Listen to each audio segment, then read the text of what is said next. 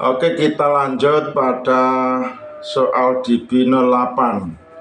Frekuensi pada band 2 meter dari 144.000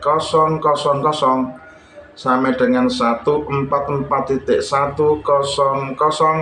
adalah digunakan untuk A. Digunakan untuk organisasi, B. Digunakan untuk kontes, C. Digunakan untuk IMI atau if, moon, if. Mana jawaban yang benar? Jawaban yang benar adalah pilihan yang C, ialah digunakan untuk IMI, singkatan dari if, moon, if. Jadi frekuensi pada band 2 meter rentang antara 144.000 sampai dengan 144.100 itu digunakan untuk IMI, if, moon, if. Penjelasannya sebagai berikut. Apa itu istilah IMI? Ini sebuah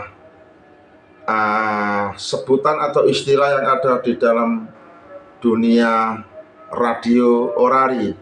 IMI kepanjangan dari if, moon, if. Sepertinya ini kata bahasa Inggris ya. If itu artinya bumi ya, moon itu bulan, if itu bumi. Jadi bumi, bulan, kembali ke bumi. Maksudnya dari bumi, maksudnya sinyal ya, sinyal dari bumi dipantulkan ke bulan, dari bulan dikembalikan ke bumi lagi, tentu diterima oleh stasiun lain. Artinya komunikasi yang memantulkan sinyal radio ke bulan untuk dikembalikan lagi ke bumi. Istilah IMI itu disebut juga dengan moon bounce. Moon bounce. Jadi dua kata ini sama dengan sinonimnya sama. Dua kata berbeda tetapi artinya sama, yaitu komunikasi yang memantulkan sinyal radio ke bulan, lalu kemudian dikembalikan lagi ke bumi yang diterima oleh stasiun lain. Jadi frekuensi 144.000 sampai dengan 144.100 MHz itu memang zona internasional untuk CWIMI, continuous wave if, moon, if. Sepertinya asing ya istilah-istilah ini bagi kita pemula dalam belajar memahami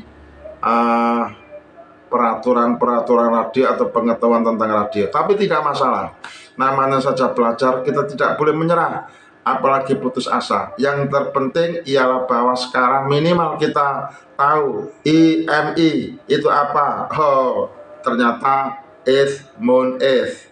Nah, minimal kita tahu apa artinya IMI. Ternyata artinya adalah komunikasi memantulkan sinyal radio yang diarahkan ke bulan lalu kemudian dikembalikan lagi ke bumi. Itulah maksudnya IMI. Mantap. Jangan kemana-mana, masih ada 2 soal 9 dan 10. Kita belajar bersama dengan saya, Ustadz Montaha. Oke, kita lanjut soal DB09. Frekuensi pada band 2 meter dari 146.020 sampai dengan 146.380 adalah frekuensi yang dilarang digunakan untuk komunikasi simplex. Mengapa? Karena alokasi frekuensi tersebut adalah A. untuk komunikasi satelit, B. untuk frekuensi input repeater. C untuk DX window. Mana jawaban yang benar? Jawabannya benar adalah B untuk frekuensi input repeater. Artinya bahwa frekuensi pada band 2 meter dari 14.6020 sampai dengan 146.380 dilarang digunakan untuk komunikasi simplex karena alokasi frekuensi tersebut adalah untuk frekuensi input repeater. Penjelasannya sebagai berikut. Simplex artinya komunikasi satu frekuensi bergantian bicara.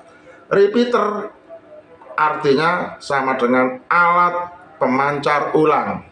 Input repeater artinya frekuensi tempat HT atau RIC mengirim sinyal ke repeater rentang antara 146.000 sampai dengan 146.400 MHz. Memang alokasi input repeater sehingga simplex dilarang agar tidak mengganggu repeater.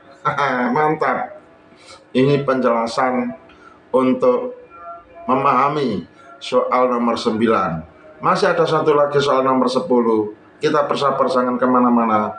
Ayo kita tetap semangat belajar bersama dengan saya, Mr. Montaha. Nah, jatuh pada soal terakhir di B10, kode soal nomor 10. Frekuensi pada band 2 meter dari 146.620 sampai dengan 146.980 adalah dilarang digunakan untuk komunikasi simplex. Mengapa? Karena alokasi frekuensi tersebut adalah A untuk komunikasi satelit, B untuk frekuensi output repeater, C untuk DX window. Mana jawaban yang benar? Jawabannya benar adalah pilihan yang B, frekuensi output repeater. Jadi frekuensi pada band 2 meter dari 146.620 sampai dengan 146.980 adalah dilarang digunakan untuk komunikasi simplex, komunikasi satu arah yang dilakukan secara bergantian. Mengapa? Karena alokasi frekuensi tersebut adalah frekuensi yang digunakan untuk output repeater. Penjelasannya sebagai berikut. Output repeater itu sama dengan frekuensi keluaran dari repeater HT menerima dari sini. Rentang antara 146.600 sampai dengan 147.000 MHz adalah ditetapkan sebagai output repeater sehingga simplex dilarang untuk digunakan. Mantap.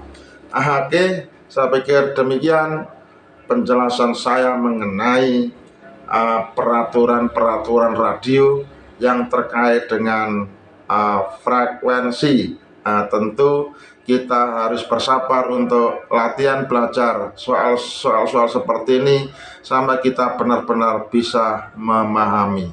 Oke, mantap. Sekian dari saya, Mr. Montaha. Salam dari saya, salam apa adanya dan bukan ada apanya. Selamat belajar.